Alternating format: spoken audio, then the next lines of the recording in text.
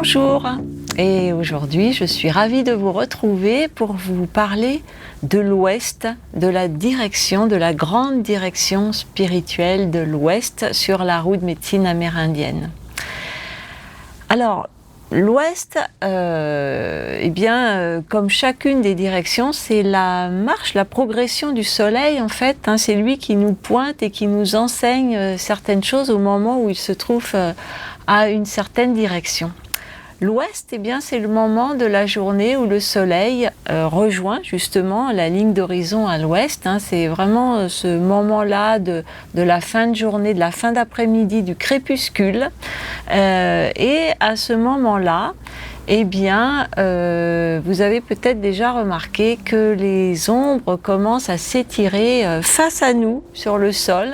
Et c'est toute la symbolique, une belle métaphore de ce qu'est cette grande direction de l'Ouest. C'est la direction face à laquelle on se retrouve face à notre ombre. Voilà, nos ombres s'étirent devant nous et on ne peut que les regarder, que les observer. Donc c'est le moment, comme je vous le disais, sur une journée, ce moment du crépuscule, le moment où chacun, après sa dure journée de travail, rentre chez lui, voilà, pour prendre un temps peut-être déjà de réflexion, de bilan sur la journée. Quand on rentre après une journée, forcément, il y a des choses qui nous occupent, qui nous préoccupent même peut-être des fois, et c'est un petit moment comme ça de réflexion. Et puis, c'est un moment de repos. Voilà, c'est le moment avant la nuit, c'est vraiment un temps de transition, l'Ouest, avant la nuit et entre le jour, on se repose, on se délasse, on fait des choses qui nous détendent, voilà. C'est un moment de ressourcement, en quelque sorte, à l'intérieur. Sur une année, cette direction correspond à l'automne, qui est aussi c'est un moment de transition entre la grande lumière, la grande agitation, la vie de l'Est, du Sud, de l'Est oui avant, mais du Sud directement, et le moment de la nuit, de l'hiver, du repos total, du retrait même de la vie au Nord. Donc l'automne correspond à ce moment où en fait tout ce qui a été semé, tout ce qui a germé au printemps, tout ce qui a grandi à l'été et donné des fleurs et des fruits, etc. Tout cela à l'automne est récolté. À partir de ces récoltes, on fait des réserves, on stocke, on engrange, etc. On fait des provisions. Voilà, donc ça c'est ce qui se passe à l'automne. C'est le moment du coup où on récolte les fruits que l'on a semés. Voilà, les fruits de notre travail.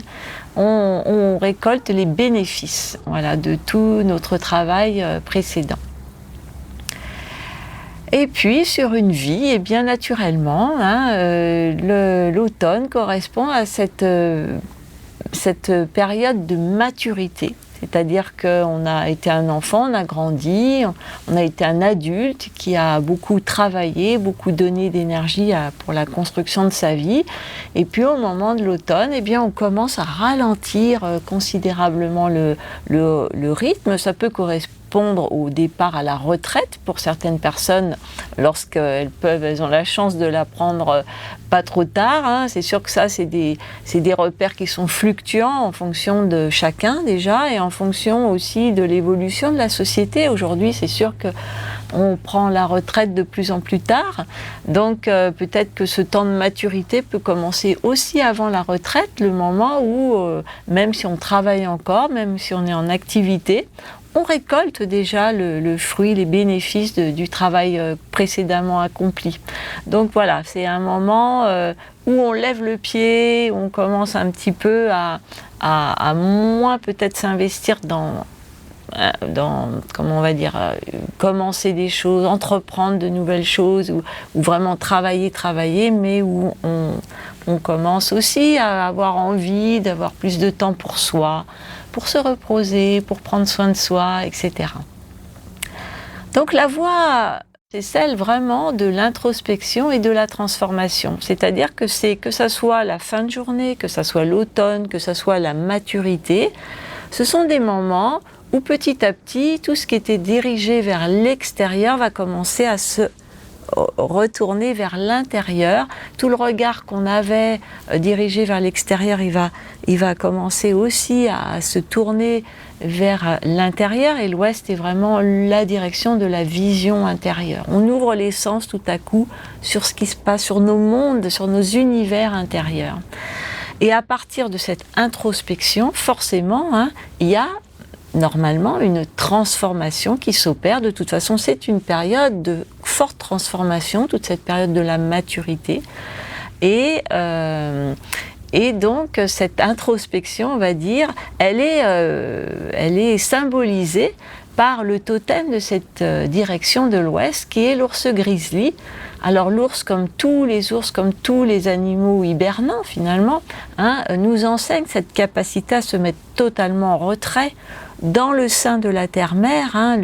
La direction de l'Ouest est en lien avec tout le règne minéral.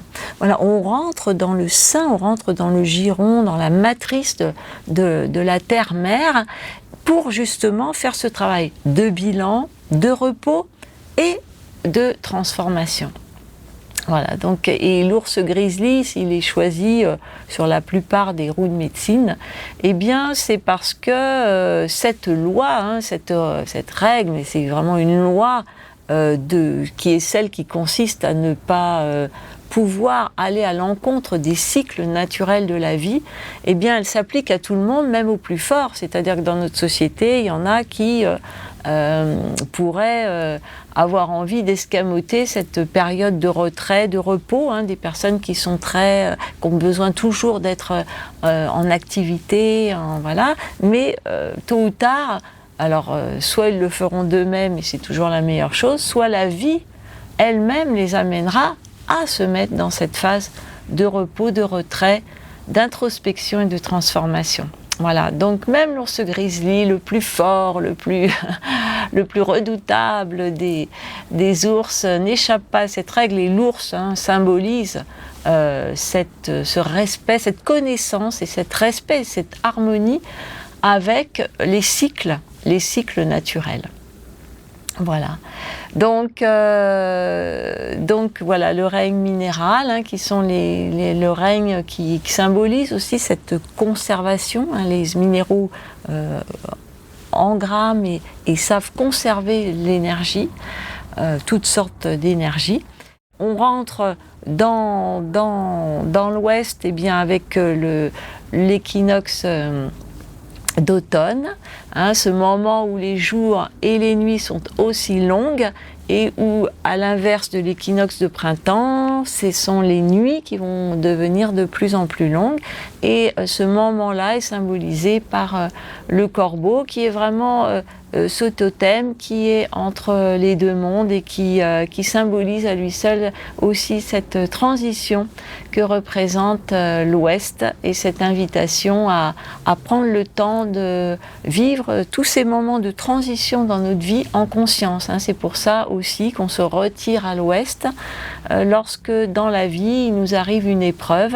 On rentre dans la caverne de l'ours. C'est la quête de vision, par exemple, est un rituel qui se déroule à l'ouest de la roue de médecine. On rentre dans sa caverne intérieure pour faire le bilan, pour s'introspecter et pour pouvoir recommencer sa marche sur sa propre roue de médecine en conscience. Voilà. Je vous remercie de m'avoir écouté et je vous dis à très bientôt pour une prochaine vidéo.